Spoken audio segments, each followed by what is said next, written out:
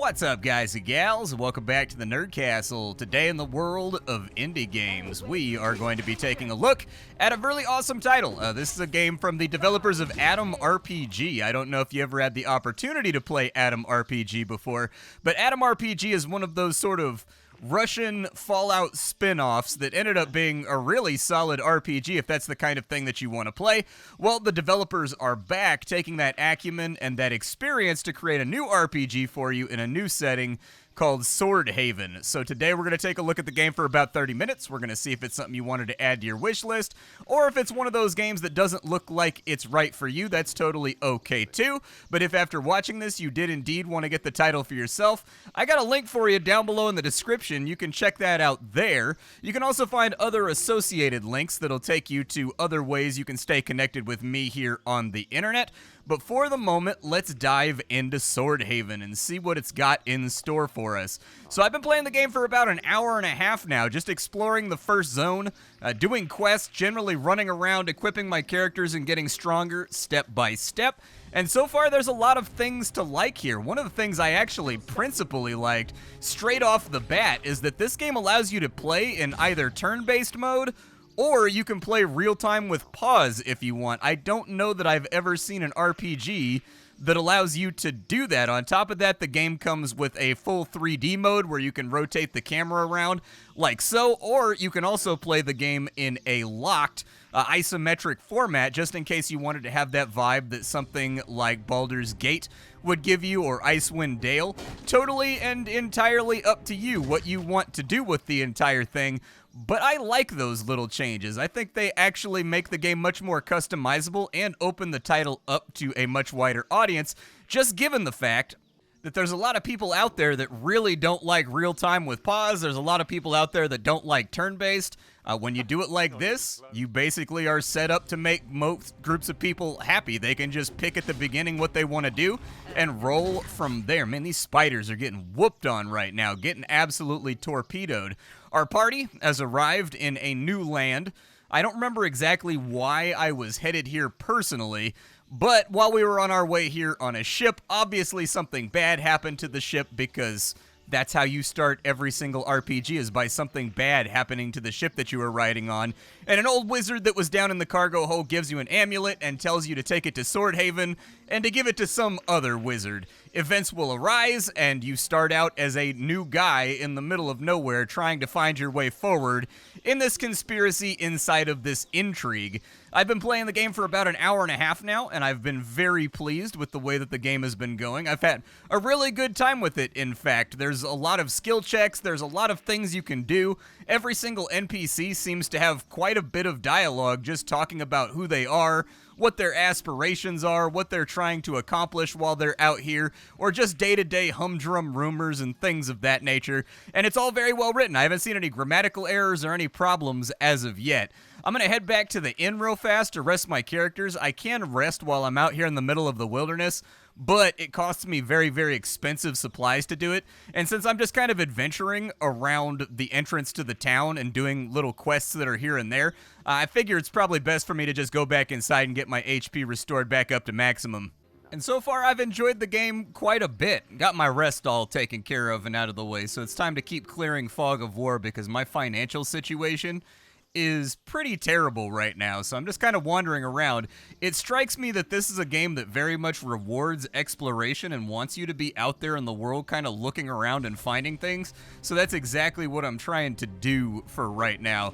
Everywhere I look, I feel like I find some kind of weird come-up that I'm able to add to my overall inventory. Wow, she's getting chewed on pretty good right now. Here, target those bees right there.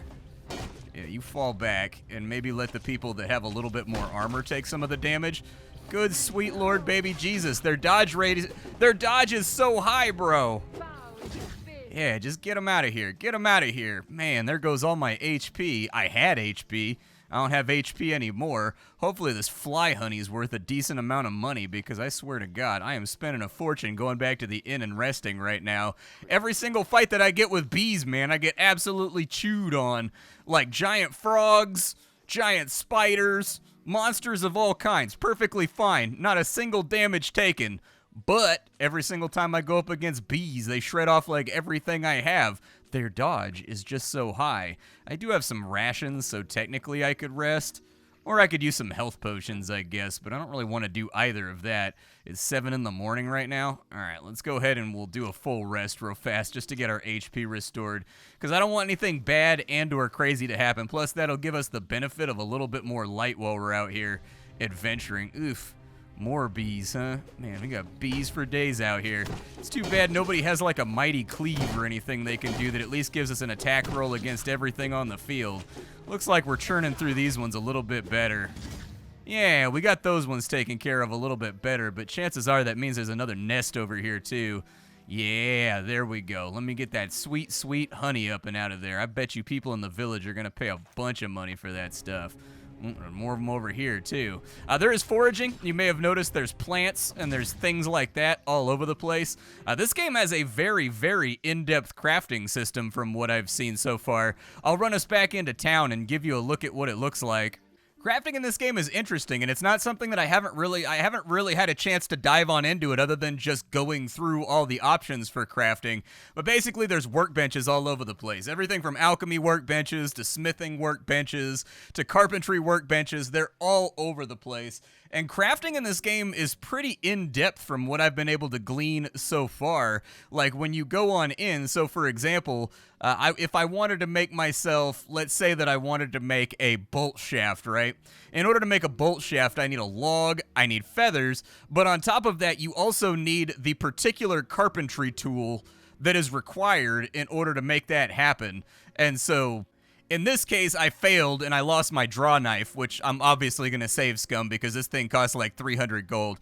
But there are loads and loads of options inside of here that you can play around with in order to manufacture your own gear, create mods for the weapons you have. So most weapons in this game are made up of a head and like a haft and like one other thing. And you can customize your weapons as well inside of here if you wanted to, with new things. So if you find like a counterweight or you find spikes or you find a new grip for your club, you can modify it and just make it better outside of like crafting those things for your weapons as well. And the same system exists for things like blacksmithing and alchemy. You can do modifications to like your potions and things like that. Lots of fun stuff to play around with if you are crafting focused. Back outside of town and freshly save scummed after showing you crafting. But there's a lot of options to play around with inside of this game. Cutting back to what I was talking about earlier about the game really rewarding exploration. This is kind of one of those games that you want to play it while fanning the out key all the time because there's like digging spots all over the place that you can find treasure inside of. You're definitely going to want to explore when you get to towns and whatnot. You're going to want to go into every single house, talk to every single NPC, because some of them have quests and things that are just nestled like 2 or 3 dialogue options down in, which really surprised me. And in a lot of cases, you're going to have to make skill checks in order to make those things happen, whether it be for like persuasion or bluffing or intimidation or whatever else. The game makes very, very heavy use of skill checks all the time.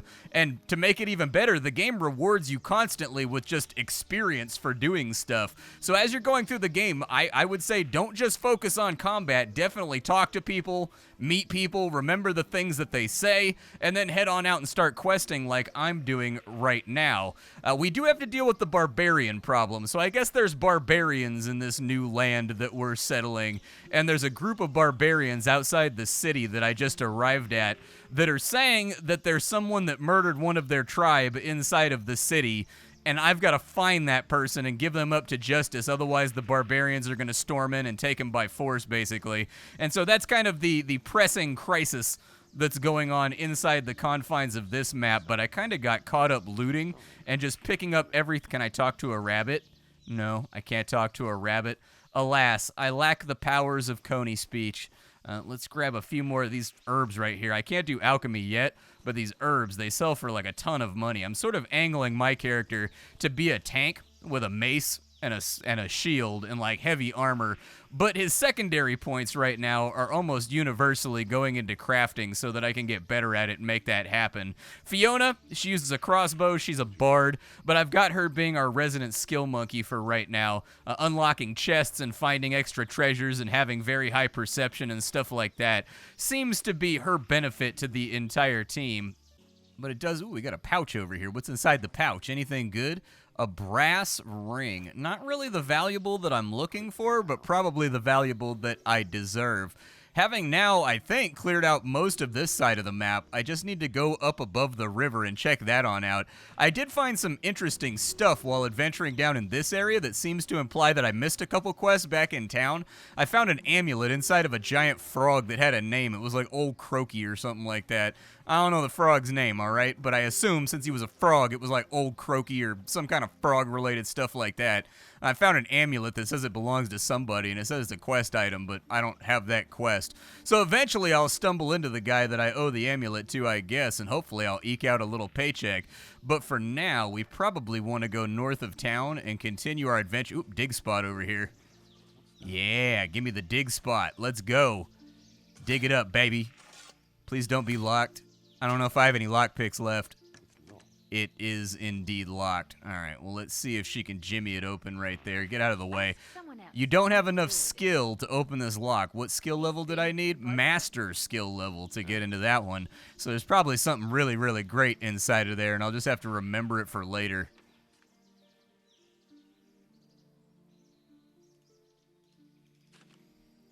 Doesn't look like I can leave markings on the map to remind myself.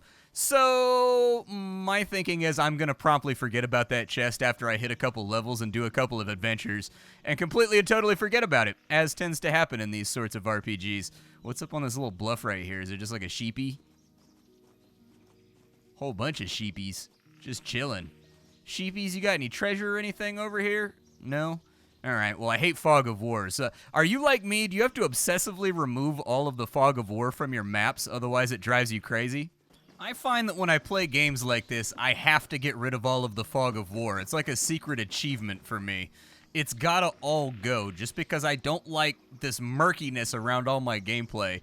And so, like, I tend to run around and clear it all out so that I get the full, beautiful vistas of the locales. What's going on over here? A worn knife, huh? Don't trust that. Nothing bad happened when I picked it up. I'm a little surprised. I thought for sure something bad was going to happen. I'm going to keep picking up all these alchemy ingredients because I found they're worth quite a bit of money whether or not you can actually use them. But let's see if we can find this barbarian camp over here. It says we've definitely got to go to the barbarian camp. We need to talk with them and we need to figure out a peaceful resolution before they come in and murder the entire village. It sounds like there's historical precedent for it, too. Like, the people in the village keep talking about a barbarian war that they had, like, 20 years ago that a whole bunch of people died in. There's all kinds of people missing arms and legs. So the game definitely goes in kind of like a darker fantasy direction. Anything out over on this little thin slip over here? Just more herbs. All right. Let's carry on up and around this way through the bluff. Pop myself off another quick save, too. I'm a fastidious quick saver as well. No threats or anything so far. Without too much chaos, I think we made it to the barbarian village. Are they actually barbarians? They just look like guys in t-shirts. Huh. There's 4 of them, huh? Alright, let's talk around and see what we got going on over here. This barbarian is rattling a pair of dice in his left hand. He looks bored. Even you running to and fro doesn't distract his attention. Hitsu onagin demihu ah. Excuse me? He points at his mouth, then forms an X with his arms. Oof, that'll actually be a major problem if none of them speak our language. This hirsute fellow watches you through narrowed eyes beneath bushy furrowed brows. Perhaps he's waiting for you to speak first. This must be the barbarian leader. Watch yourself around him. What are you looking at, furball? Oh, boy. I came to talk. Zuger samt silk quin. Oh, boy. All right. Warm tear, Slurzugen. What do you want? The villagers complain that you're harassing them. You condemn a bee chasing a honey eater and proclaim it to be cruel, but the bird's beak is drenched in stolen honey. The same happened here. I'm on your side here. Know then that we are hunting, how you say, a rat that cracks the acorn not out of hunger, but to see the tree weep.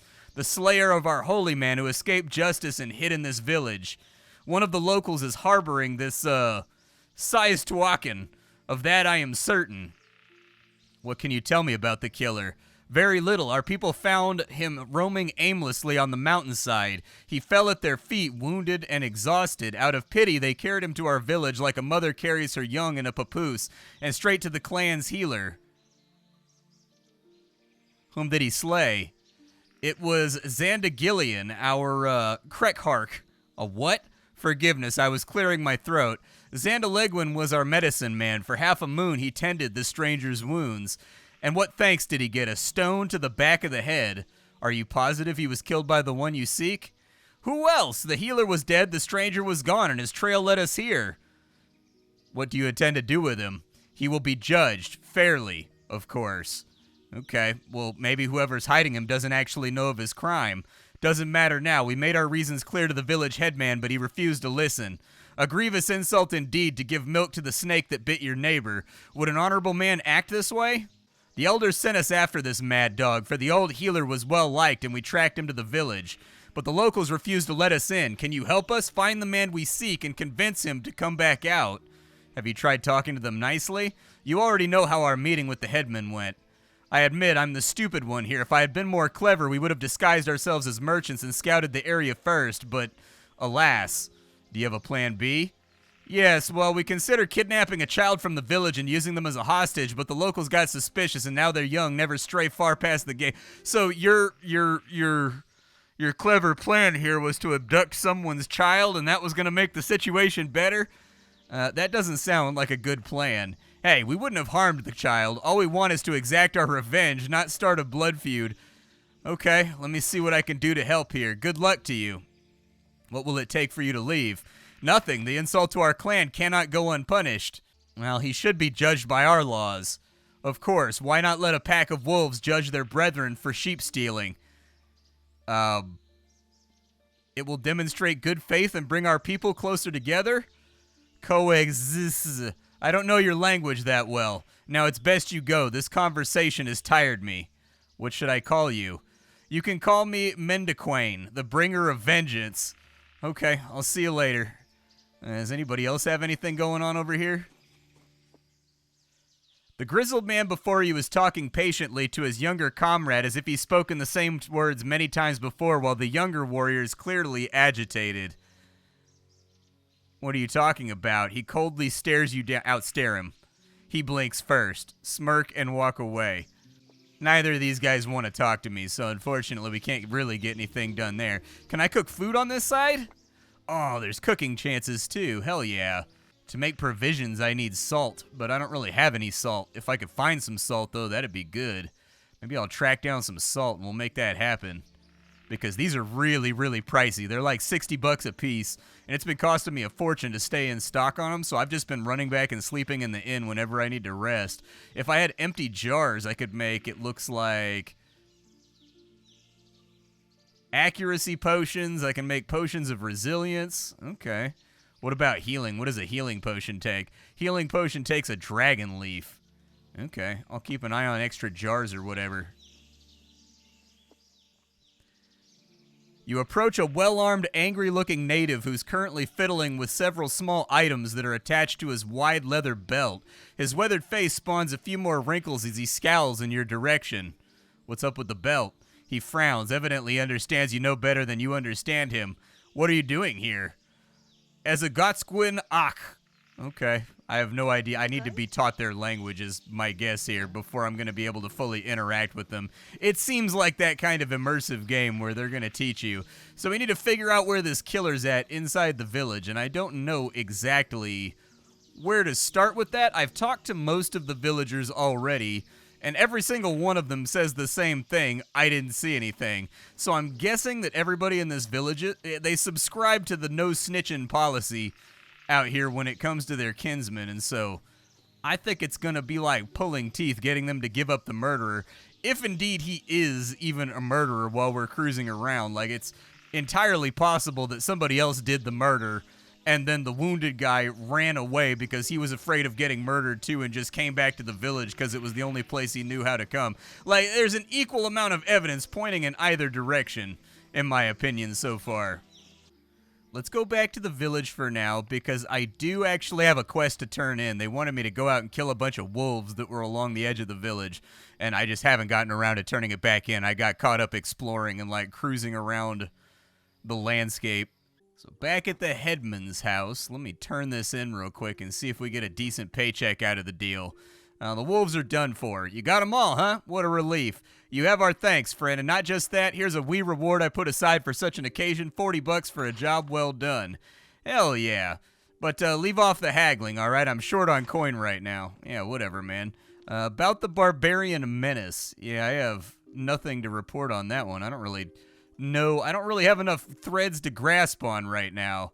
Have you seen anything? Unless you count our farmhand who still hasn't made any plans for his future. Hey, I'm working on it. Don't you worry about it, Mistress Luckney.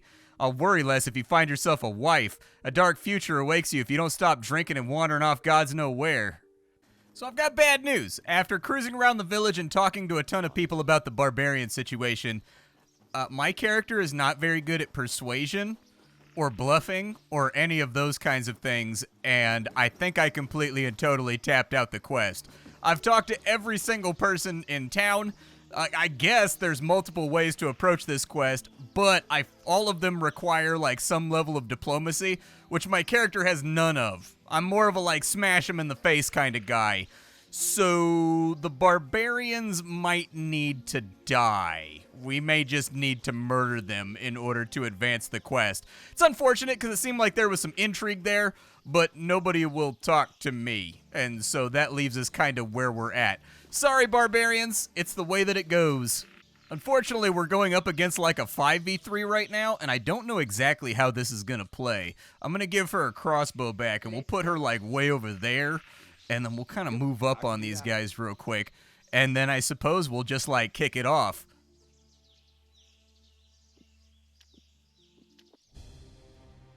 If you guys want to just smack this cat up, oh my god, he hit so hard. Okay, there's one down. You guys team up on these dudes over here. Yeah, the more of them you can kill, the better. Maybe drink a health potion, too. Get your health back a little bit.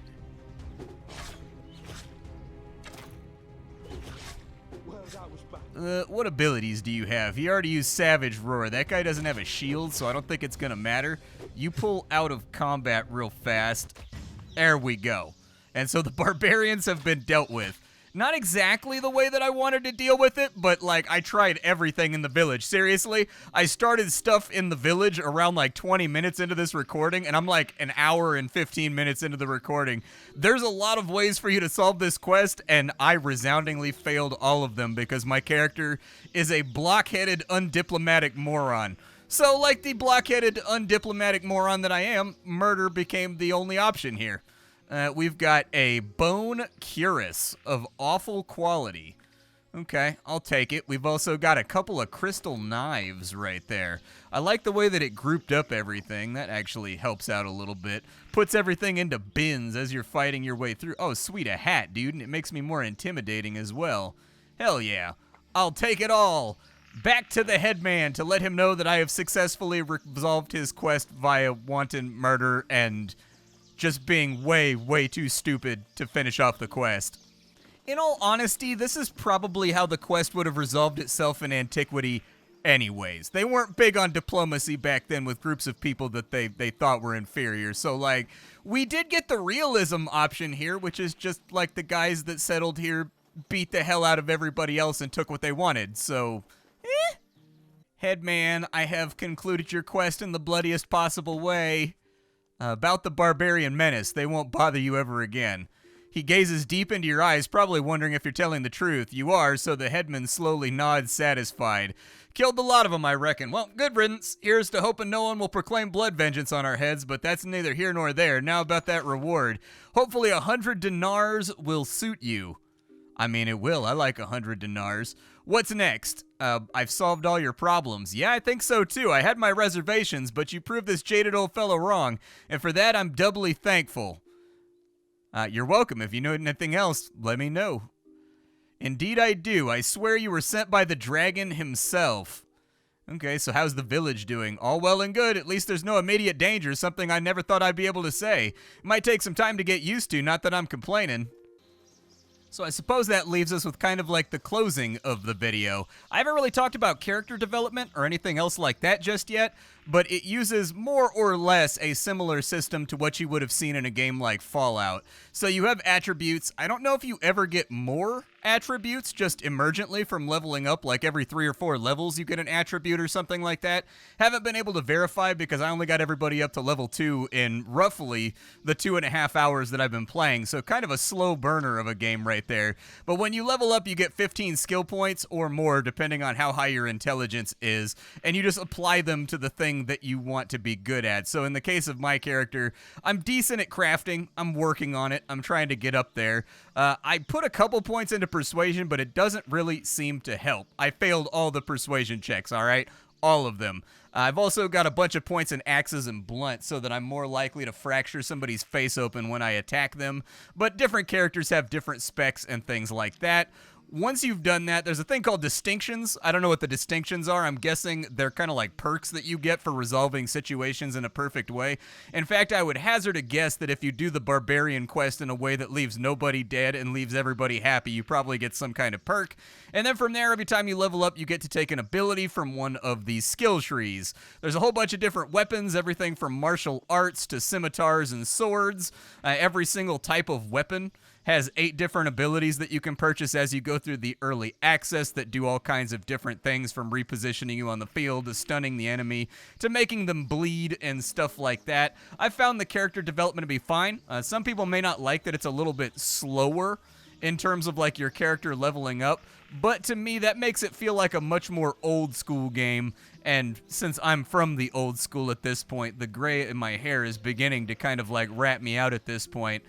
It takes me back to my childhood. So all in all, having now played the game for 2.5 hours, I would say that if you are into CRPGs, you will probably have a good time with this game, as long as you're okay with the fact that the game has a distinctively old school bent to it.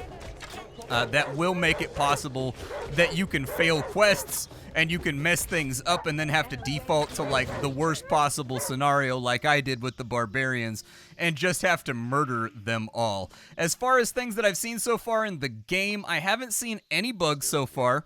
There's been no crashes, there's been no scripting errors, there's been no wonkiness outside of occasionally in combat. Animations will repeat themselves after the combat is over. Like everyone will be dead, and a couple seconds after everyone is dead, your characters will sort of swing their sword and it'll give you a damage number that pops up out of nothing. That's the only little piece of software gore that I've seen so far while trundling my way through the game. Aside from that, it's been smooth sailing, and I'm pretty happy with the writing. I think the game is written really, really well. The quests here seem to have a reasonable amount of depth to them, and also a number of different outcomes that I've also found out through just perusing the forums and whatnot. Depending on the starting archetype that you have for your character, it changes the storyline around such that situations resolve in different ways depending on the background of your character.